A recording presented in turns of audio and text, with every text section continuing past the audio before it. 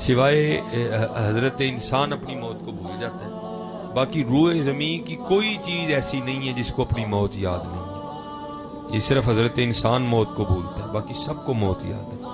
بلکہ باقاعدہ ایک روایت ملتی ہے کہ ایک دن حضرت امیر المومنین سیدنا عمر بن خطاب رضی اللہ تعالیٰ عنہ بازار گئے تھے، اونٹ آپے سے باہر ہو گیا تھا۔ اب آپ کو پتہ ہے حضرت یہاں وہ پنجابی کہتے ہیں لیلا پھوڑ ہو جائے تو نہیں سمجھ جاتا کسی، تو اگر اونٹ بدک جائے تو اس کو کون کنٹرول کرے گا؟ اتنا قد آور جانور ہے وہ، اب اس کو کون کنٹرول کرے؟ سنبھالا ہی نہیں جا رہا کسی سے، ہیں جی۔ وہ ادھر بھاگ رہا ہے، ادھر بھاگ رہا ہے۔ حضرت امیر المومنین حضرت سیدنا عمر بن خطاب رضی اللہ تعالیٰ عنہ آگے بڑھے، آپ نے اس کا کان پکڑ لیا، اس کے کان میں کچھ کہا تو وہ لکھا ہے وہیں کھڑا ہو گیا، ہیں جی، پھر وہیں بیٹھ گیا، اور ایک دو دن کے بعد وہیں بیٹھے بیٹھے ہی مر گیا۔ لوگ بڑے حیران ہوئے، وہ سارے جناب فاروق اعظم رضی اللہ تعالیٰ عنہ کی بارگاہ میں حاضر ہوئے، اور کی حضور آپ کو یاد ہے وہ اونٹ جو آپے سے باہر ہو گیا تھا؟ آپ نے اس کے کان میں کچھ کہا تھا، آپ نے فرمایا ہاں۔ تو حضور وہ وہیں کھڑا ہو گیا، پھر وہیں بیٹھ گیا، اور ایک دو دن کے بعد وہیں مر گیا۔ آپ نے اس کے کان میں کیا کہا تھا؟ تو آپ نے فرمایا تھے میں نے اس کو کہا تھا کیوں اینا پوڑ ہوئے ہیں، مرنا نہیں یاد؟ کیوں اینا پوڑ ہوئے ہیں، مرنا نہیں یاد ہے؟ یہ صرف حضرت انسان ہے جو موت کو بھول چکا ہے حضرت، باقی سب کو یاد ہے، باقی سب کو یہ ہم بھول گئے ہیں، کیسی بھی جانا ہے تو ہے یہ ہم بھول گئے ہیں۔ اسی لیے تو حضرت خواجہ غلام فرید رحمۃ اللہ تعالیٰ علیہ نے کہا تھا نا، کوئی بن گیا رونق پکھیاں دی، کوئی چھوڑ کے شیش محل چلیا، کوئی بن گیا رونق پکھیاں دی، کوئی چھوڑ کے شیش محل چلیا، کوئی پلیا ناز تے نخریاں وچ، کوئی گرم ریت تے تھل چلیا۔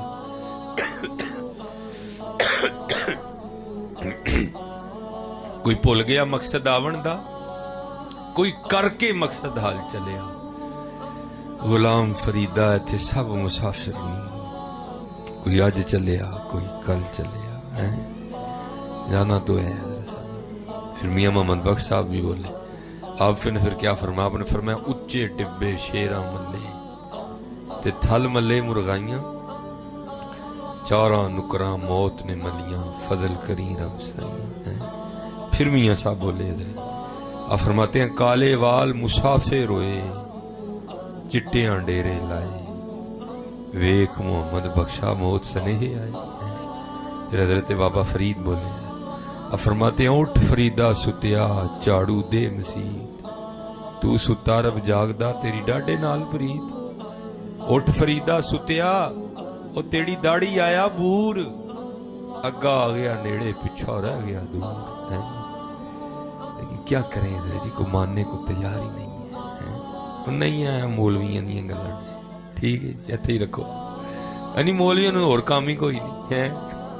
اور نہیں بھائی، یہ مولویوں کی باتیں نہیں ہیں، یہ اللہ اور اللہ کے رسول کی باتیں ہیں، یہ مولویوں کی باتیں نہیں، یہ اللہ اور اللہ کے رسول کی باتیں ہیں۔ حق ہے موت، موت، اور یہ کوئی مایوسی نہیں، یہی تو دلیری ہے حضرت، مرنا ہے اور ایک ہی دن مرنا ہے، بس روز نہیں مرنا حضرت، ایک ہی دن مرنا ہے، یہ تو دلیری ہے حضرت، یہ کوئی مایوسی نہیں ہے۔ اور مرنا کس نے ہے حضرت جی؟ دنیا دار مرے گا، مومن نے کہا مرنا ہے، اور بلیاں سی مرنا نہیں، اور گور پیا کوئی اور۔ ہاں، کون کہتا ہے کہ مومن مر گئے، کیسے چھوٹے اور اپنے گھر گئے؟ ہاں جی، مرنا تو ہم دنیا داروں نے ہے، اللہ والوں نے کہا مرنا ہے، انہوں تو اپنے گھر جانا ہے۔ ہاں، یہ نبی رہا دنیا سجن المؤمن، دنیا مومن کے لیے قید خانہ ہے حضرت، ان تو قید خانے سے چھوٹ کے اپنے اپنا اگلا معاملہ کرنا ہے۔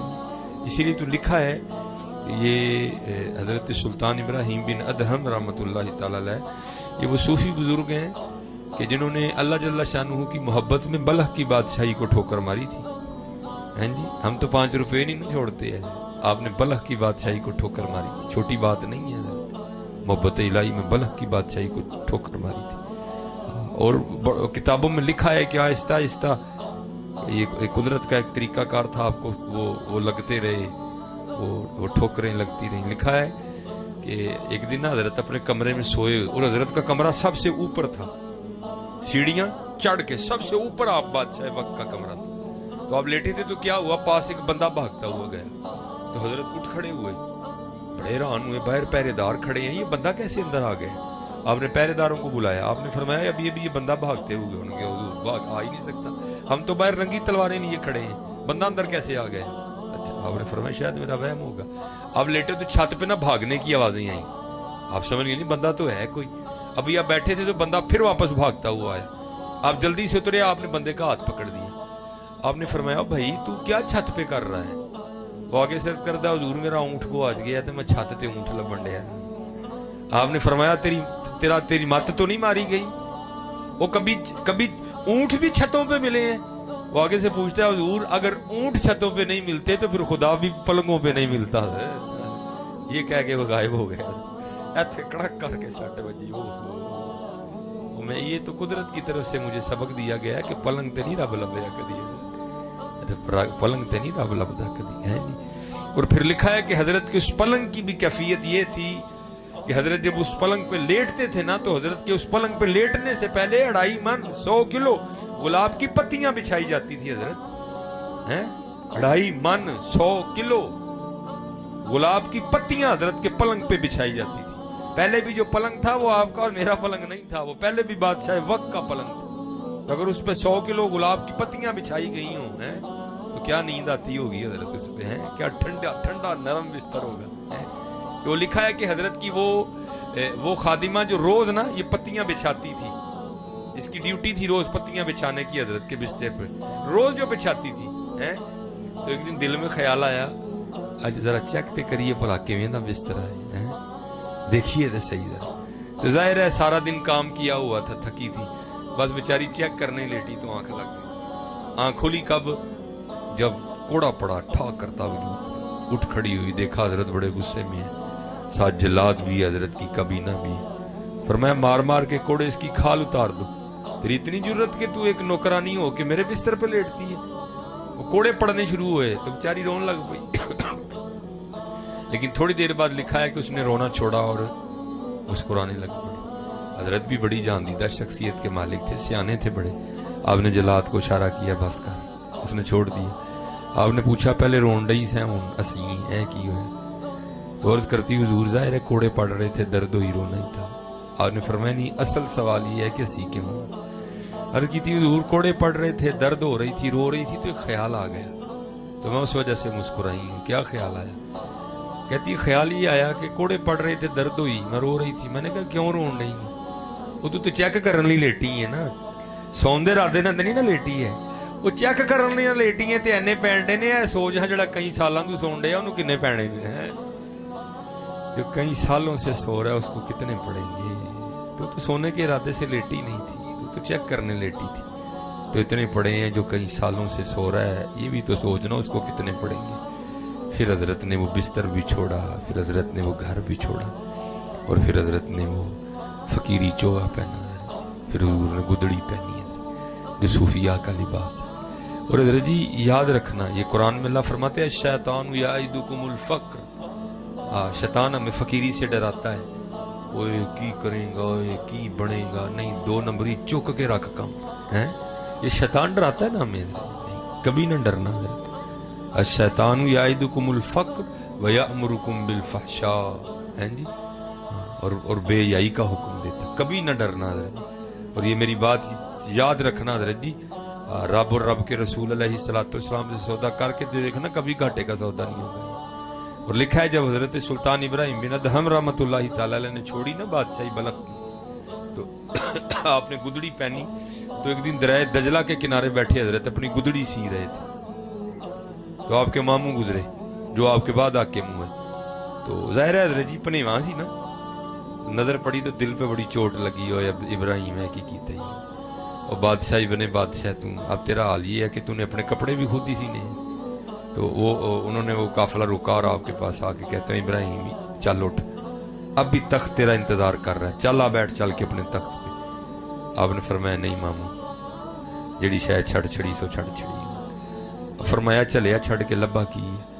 تو لکھا ہے کہ جو حضرت کی سوئی تھی نا جسے آپ گدڑی سی رہے تھے, آپ نے وہ دریا میں پھینک دی. ٹھیک ہے جی, وہ بھائی سوئی یہاں پھینک تو نہیں ملتی ہے, تو دریا میں پھینکی ہوئی سوئی کی کیا حیثیت ہے؟ پانی کی رفتار, پانی کی گہرائی ہے, پتہ نہیں چند لمحوں میں وہ پانی اس سوئی کو اٹھا کے کہاں سے کہاں لے گیا ہوگا. تو سوئی پھینک کے آپ نے کیا کیا, پانی کی مچھلیوں کو مخاطب کر کے آپ نے ارشاد فرمایا میری سوئی لے کے. تو لکھا ہے کہ ہزاروں سوئیوں, हजारों मछलियों ने अपने मुंह में सोने की सुइयां ली और पानी से मुंह बाहर निकाल लिया। आपने इरशाद फरमाया चलियो मैं तो पहले छड़ के बैठा हूँ, तुम फिर वही ले आई हो, मेरी सुई लाई जाए। तो लिखा है कि एक छोटी सी मछली ने ना अपने मुंह में हजरत की सुई ली और अपना मुंह पानी से बाहर निकाला। तो आपने उससे वो सुई पकड़ के ना अपने मामू को मुखातिब करके इरशाद फरमाया। आपने फरमाया मामू वो बात सही चंगी ही कि है चंगी है?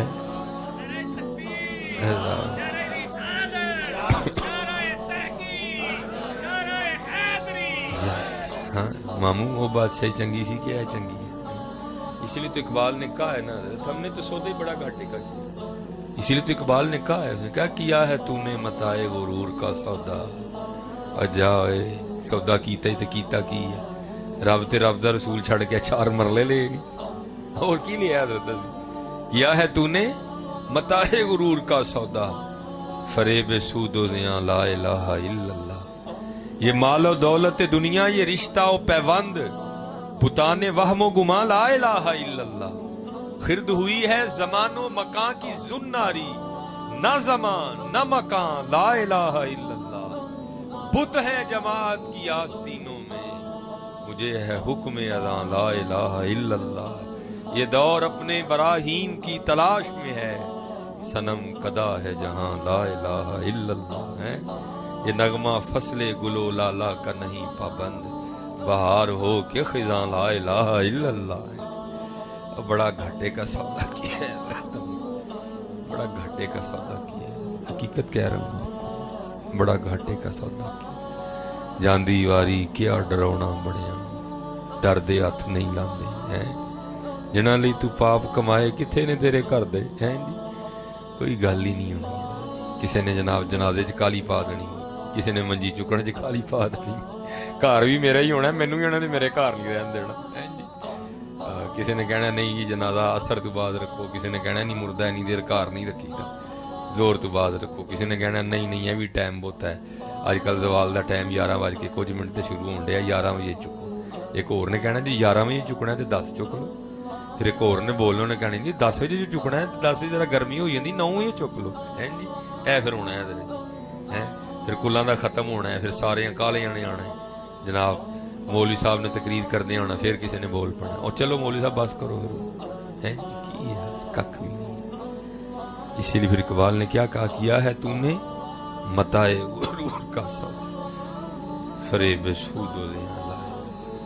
ये मौलाना रूम रहमतुल्लाह तआला और शेख सादी, इन बुजुर्गों का हम पे बड़ा एहसान है। आप इनकी तसानीफ पढ़े ना तो उन्होंने बड़े बड़े औखे मसले आसान करके समझा दिए, बड़े बड़े औखे मसले, मसनवी गुलस्तान बूस्तान, ठीक है जी, बड़े बड़े औखे मसले इन्होंने आसान करके हज़रत जी समझा दिए। ये मौलाना रूम फरमाते हैं कोई अमीर आदमी था, ठीक है जी, पैसा अल्लाह ने बड़ा दे रखा था, वक्त अखीरा आ गया, बाबे को पता चल गया कि अब मैंने ज्यादा देर जिंदा नहीं रहना, माल बड़ा है क्या करूं, मुंडे आगे से निकम्मे हैं, माल मैंने हलाल का कमाया है, वाहियातियां और अय्याशियां ये करेंगे, आगे जाके डांगे मुझे पड़ेंगी, क्या करूं। बंदा बड़ा दाना था, उसने कहा अपने पुत्र को बुला के ना उसने कहा ओए दो मनु दियो कागज ते 2 लिफाफे दे।